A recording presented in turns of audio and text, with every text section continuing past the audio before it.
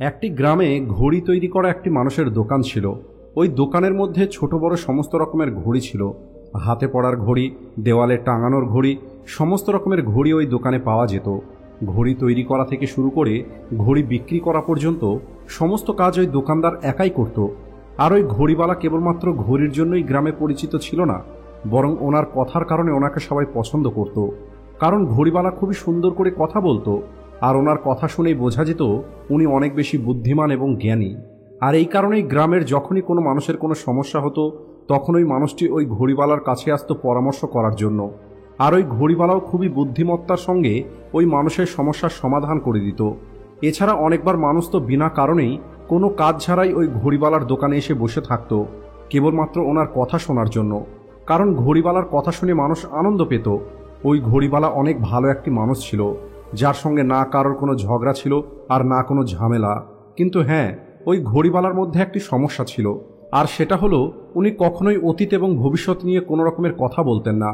আর উনি ওনার অতীত এবং ভবিষ্যৎ নিয়ে কোনো চিন্তাও করতেন না। উনি এমন কোনো কথাই বলতেন না যার মধ্যে অতীত এবং ভবিষ্যৎ যুক্ত আছে। অনেক মানুষ ওই ঘড়িওয়ালাকে জিজ্ঞেস করত, আপনি এত সুন্দর কথা বলেন, প্রতিটা কথার পিছনে কত সুন্দর তর্ক রাখেন, কিন্তু আপনি আপনার অতীত এবং ভবিষ্যৎ সম্পর্কে কোনো কিছু কেন বলেন না?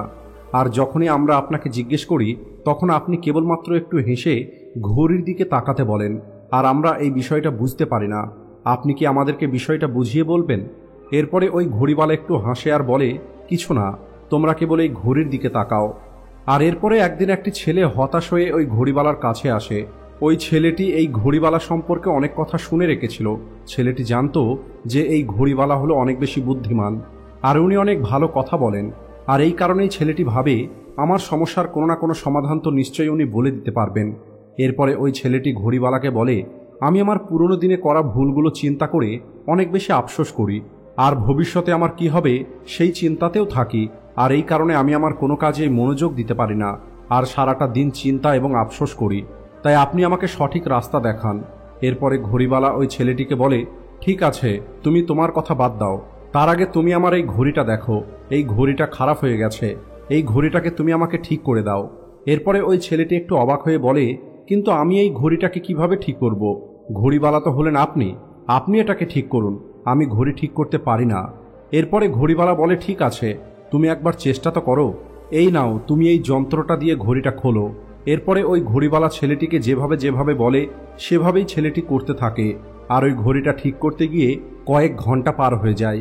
প্রায় 2 ঘন্টা পর ওই ঘড়িটা ঠিক হয়ে যায় আর ভালোভাবে কাজ করা শুরু করে দেয়।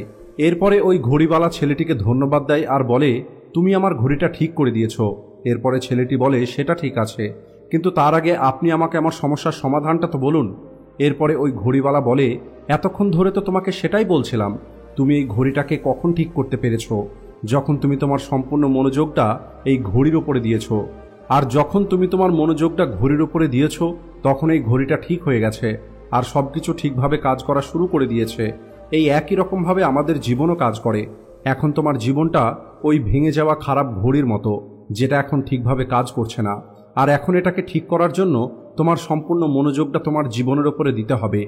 যেভাবে তুমি তোমার সম্পূর্ণ মনোযোগটা এই ঘড়িটা ঠিক করার জন্য লাগিয়েছিলে, একইভাবে আজকের পরে তুমি তোমার সম্পূর্ণ মনোযোগটা তোমার জীবনকে ঠিক করার জন্য লাগাবে। তুমি এই কথাটা ভাববে না যে ঘড়ি কিভাবে ভেঙেছে, তুমি এটা চিন্তা করবে না যে তোমার জীবনটা কিভাবে খারাপ হয়েছে, না জানে আজকের আগে আমি কত ভুল করেছি, সেই সব কথা তুমি চিন্তা করবে না। আর তুমি এটাও চিন্তা করবে না এই ঘড়ি ঠিক হয়ে যাওয়ার পরে আমি কি করব, এই ঘড়িটা আমি কোথায় ব্যবহার করব, অর্থাৎ জীবনে আমি আগামীতে কি করব, জীবন আমাকে কোথায় নিয়ে যাবে, এই সব কিছু তোমাকে ভাবতে হবে না। তোমাকে কেবল এটা ভাবতে হবে তুমি তোমার আজকে সুন্দর কিভাবে তৈরি করবে, তুমি তোমার আজকে ভালো কিভাবে তৈরি করবে, তুমি আজকের সময়টাকে কিভাবে ব্যবহার করবে। তোমাকে তোমার সম্পূর্ণ মনোযোগটা কেবলমাত্র আজকের উপরেই রাখতে হবে। তোমার অতীতকে তুমি পরিবর্তন করতে পারবে না, কিন্তু তোমার ভবিষ্যৎ তোমার আজকের উপরে নির্ভর করে। আর এটাই হলো তোমাকে ওপরওয়ালার দেওয়া সবথেকে বড় শক্তি, যে তুমি তোমার বর্তমানকে পরিবর্তন করে তোমার ভবিষ্যৎ নিজের মতো তৈরি করতে পারবে। আর সবশেষে এটাই বলবো, তুমি তোমার আগামীকালকের মধ্যে খুশি খুঁজবে না, বরং তোমাকে আজকের মধ্যেই খুশি খুঁজতে হবে। কারণ তোমার আজটা কখনো না কখনো তোমার ভবিষ্যৎ ছিল। আর এই ছোট্ট গল্পটা আমাদের এটাই শেখায়, আপনার জীবন এবং আপনার ভবিষ্যৎ তখনই ঠিক হবে যখন আপনি বর্তমানে খুশিতে থাকা শিখবেন। যখন আপনি আপনার বর্তমান দিনটাকে ভালো তৈরি করবেন, তাই আপনি আপনার আজকের দিনটাকে সুন্দর করার চেষ্টা করুন।